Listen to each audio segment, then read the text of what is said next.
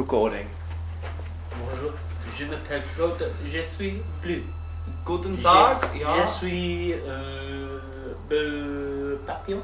La Eldar Codex. I don't know what that means. What I said. I wasn't listening. Je suis papillon. I'm a beautiful butterfly. Hello and welcome to this Warhammer 40k Codex Eldar Craftworld video with me, Mark, from the Xenoviz channel. And today with me I have, of course, the one and only... I'm Ian.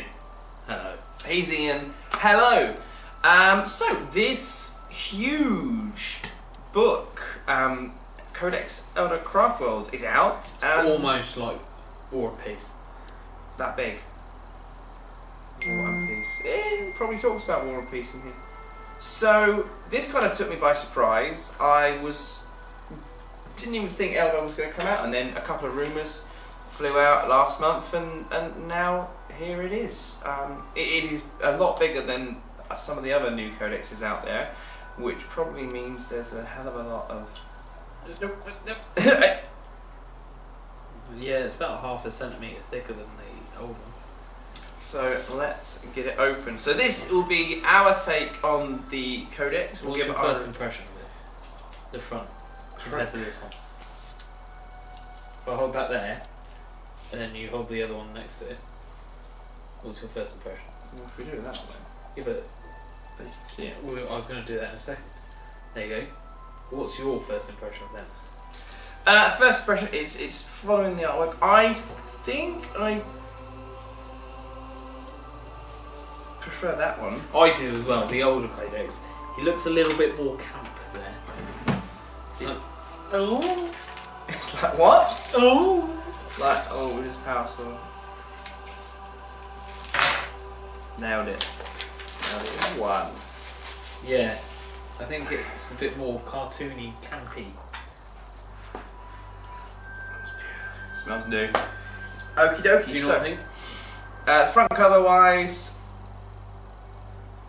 it's a similar art direction, but yeah, it is a bit. I don't like that. The gun seems like it's slightly sawn off as well. There's 160 pages and a lot of goodness. So, opening it up straight away, we've got the black and white image of the Eldar. That's blue, by the way. Yeah, I mean blue. Eldar going off and fighting someone.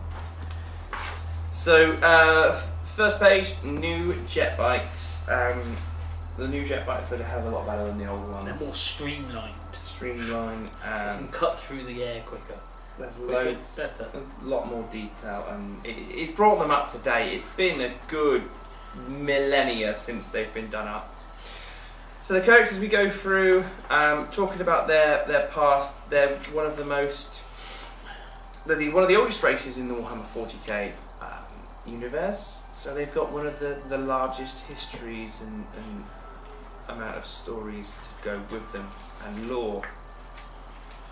And going through just different aspects of them, the Armors of Val, the Wraith hosts. Then it goes into details of each of the Craftworlds, Samhain, Elotic,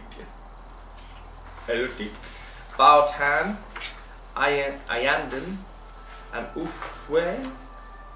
And there's some of the other lesser known Craftworlds as well. And then it details the doom of the Eldar. And there's a short little story about each of the units, it looks like. So what you would previously get in the old codex to talk about Farseers and Warlocks, Guardians. Now this would be with the actual stats next to them.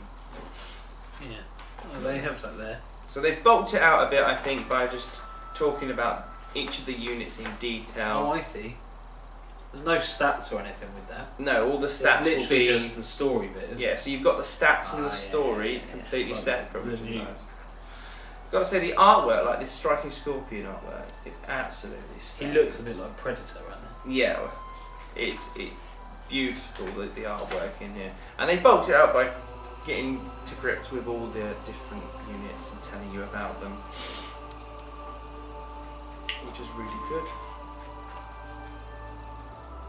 And for a new player, it'd be good to read through.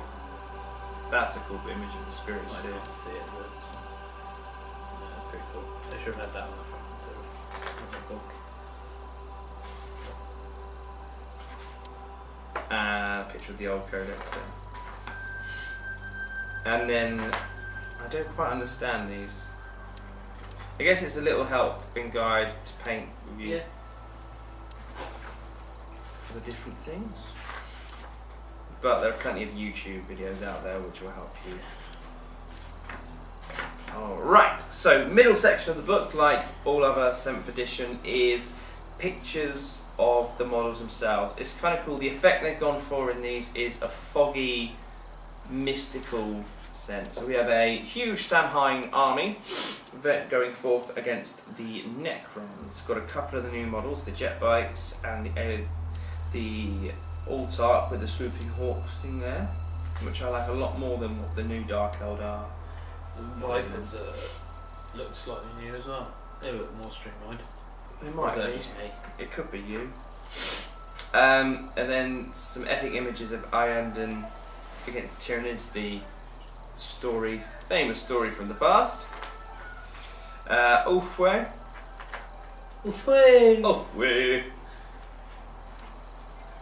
Now this is different. They've got an heavy metal section. Heavy metal. Everything we're talking about will be in an image above us. A separate video so they can see what we're talking about. Heavy metal showcase. So the heavy metal team are some of their leading and best painters at Games Workshop, and what they've got is just a sheet, A4 page, which shows you the model and just to show you how they've painted it.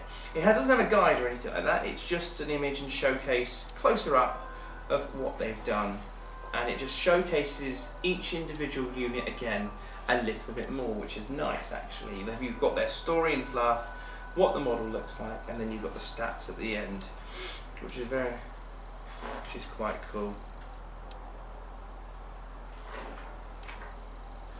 Okay, Forces of the Craftworlds. This is new. This is similar to how the Necrons are when you create a war host, because they're slightly different now.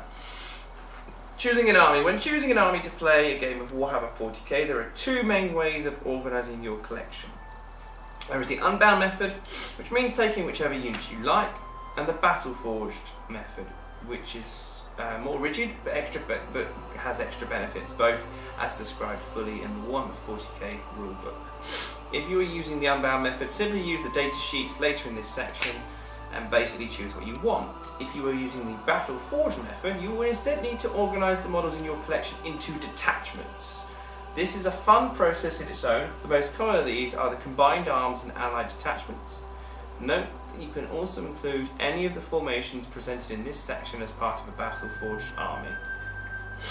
Okay, so they've got core, auxiliary, and command. Say that again. Auxiliary and command. Restrictions are: this detachment must include at least one core choice. For each core choice, you must include between 1 and 12 auxiliary choices in any combination, and you may also include up to 3 command choices in any combination. Only the data sheets listed here may be included in this detachment. So, for every core choice, you get 1 to 12 auxiliary, and you have 3 command choices. Okay.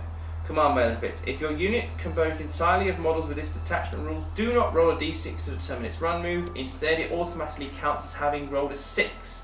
Why is that very important for Eldar? Well, Eldar have battle focus, and I'm pretty sure they still have battle focus. Say that again. You don't roll unit composed entirely of models from this detachment runs. Do not roll. Okay. You do not roll a d6. You instead move 6 inches, and battle focus is still there, page 148, just to make sure. The battle focus is exactly the same.